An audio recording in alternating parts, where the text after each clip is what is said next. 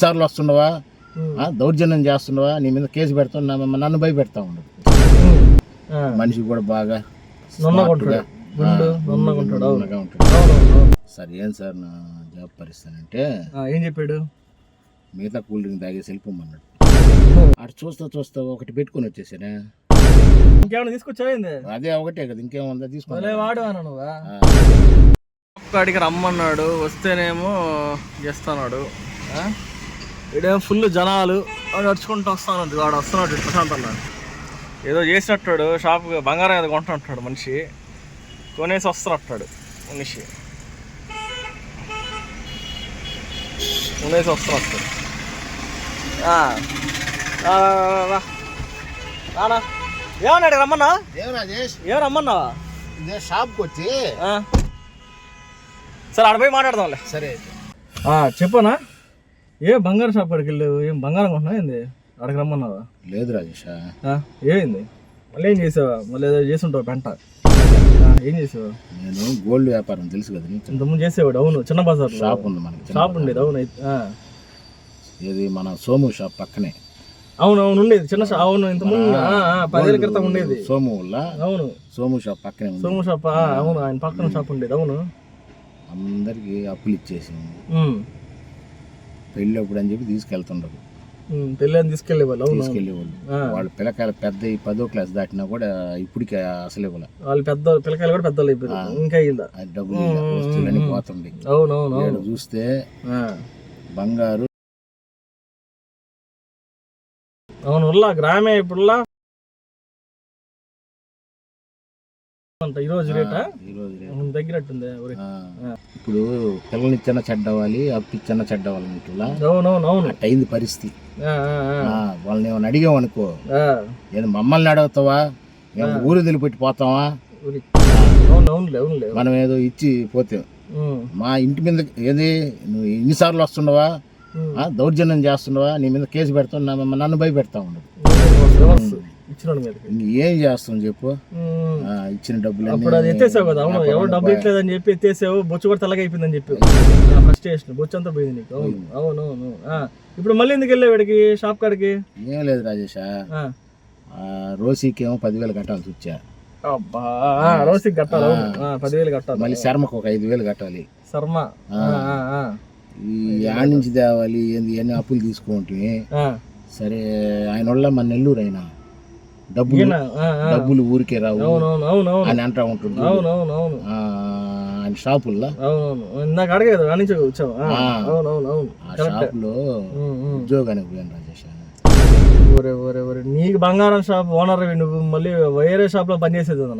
ఏం ఓనర్ రాజేష్? ఊరంతా అప్పులు ఇచ్చేసి మన బంగారం అయిపోయింది. చదువులు అవుతా ఉంది. ఇప్పుడు దానికోసమే కదా మనం పాటలు, ఇప్పుడు మళ్ళీ డబ్బుల కోసమే కదా ఇవన్నీ పాటలన్నీ చేస్తున్నాం. సరే ఉద్యోగానికి పోయా. ఏమైంది ఉద్యోగానికి పోతే? మన నుంచి మేనేజర్ గారిని కలిసా. మీరు ఇంతకుముందు ఏం చేసేవాళ్ళంటే, నేను గోల్డ్ షాప్ ఓనర్. ఓనర్ అయితే కూర్చోండి సార్, ఏం సెట్లు కావాలి ఏందని అంటున్నాడు. సెట్లు ఆర్డర్లు కాదయ్యా, నా పరిస్థితి బాగాలేదు, అందరికి అప్పులు ఇచ్చి దండుకోలేక గోల్డ్ రేట్ ఏమో అమాంతంగా పెరిగిపోయా. అవును, ఇప్పుడు భయంకరంగా రేటా. కొనేవాడు ఒక్కటి రాకపోయా. నా పరిస్థితి బాగాలేదు, నాకు ఏదైనా ఉద్యోగం ఉంటే చూడండి స్వామి అన్న. అడిగా ఆయన చెప్పండి, మీ సార్ని చూస్తూ ఉంటాను నేను. ఏంది ఆయన ఒకటి చెప్పాడు, డబ్బులు ఊరికే రావు అంటాడు. నాకు నచ్చింది. మనిషి కూడా బాగా ఉంటాడు. ఆయన పేరు కిరణ్ గారిని అడగండి, నాకు ఏదైనా ఒక ఉద్యోగం ఇప్పించండి అని చెప్పాడు. సరే కూర్చున్నా. సార్తో మాట్లాడినారేమో. ఒక ఆమె వచ్చింది, కాఫీ తాగుతారా కూల్ డ్రింక్ తాగుతారా? బాగా ఇస్తారు కదా. ఏది ఎండ కూడా ఎక్కువగా ఉండే. సరే అమ్మ కూల్ డ్రింక్ తెప్పి అన్న. కూల్ డ్రింక్ ఇచ్చారు. కూల్ డ్రింక్ తాగా. మేనేజర్ లోపలికి వెళ్ళి ఏం చెప్పాడా? బయటకు వచ్చాడు. మేనేజరు లోపలికి వెళ్ళి బయటకు వచ్చాడు. వచ్చి నేను అడిగా, సార్ ఏం సార్ నా జాబ్ పరిస్థితి అంటే, ఏం చెప్పాడు? మిగతా కూల్ డ్రింక్ తాగేసి వెళ్ళిపోమన్నాడు. మిగతా మిగతా కూల్ డ్రింక్ తాగేసి వెళ్ళిపోమాడా? అబ్బా ఏంది సార్ అని అంటే చేసే అన్ని పోస్టులు లేవు, ఉద్యోగాలు లేవు, నైట్ టైం వాచ్మెన్ ఉంది, చేసే పని అయితే చేయండి. Night time night shift watchman గా సెక్యూరిటీ బయట కుర్చీ చేసుకుని కూర్చోవాలా రాత్రి అంతా?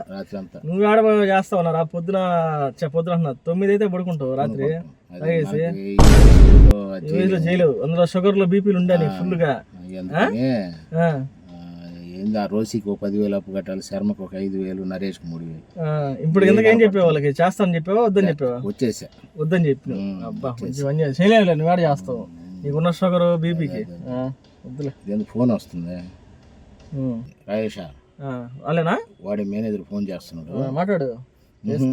నా ఇగో హట్ట ఇల్లా సెక్యూరిటీ గార్డ్ చేయమని. సెక్యూరిటీ గార్డ్ చేయమన్నాడు. మాట్లాడను, నువ్వు మాట్లాడు వాడితో. నేనేం మాట్లాడేది? హలో చెప్పండి. నేను కాదండి, మా అన్న, నేను వాళ్ళ బ్రదర్ని మాట్లాడతాను. చెప్పండి. రింగ్ తీసుకొచ్చేసాడా? ఈ రింగ్ ఒక్క నిమిషం అండి, ఆ షాప్ వాళ్ళు రింగ్ తీసుకొచ్చా. ఆడ ఉంగరాలు చూపిమన్నా, ఆడ చూస్తా ఒకటి పెట్టుకుని వచ్చేసానే. ఎవడు కదనా? హలో సార్, ఆ రింగ్ ఉందండి మన దగ్గర ఉంది, పెట్టుకోండి. ఆయన టెన్షన్లో పెట్టుకొచ్చి, ఆయన కొంచెం షుగర్ బీపీలు ఉన్నాయి, టెన్షన్లో పెట్టుకొచ్చేసాడు. వస్తున్నాం అండి. పోలీసు వాళ్ళు ఏమొద్దు, మేము వస్తున్నాం. షాప్ పక్కనే ఉన్నాము, వస్తున్నాం. ఒక్క నిమిషం ఉండండి, వస్తున్నాం. మేము ఆడికి పోయి వస్తాం. అన్న కూడా ఉన్నాడు, తీసుకొని వస్తాం. ఒక్క నిమిషం.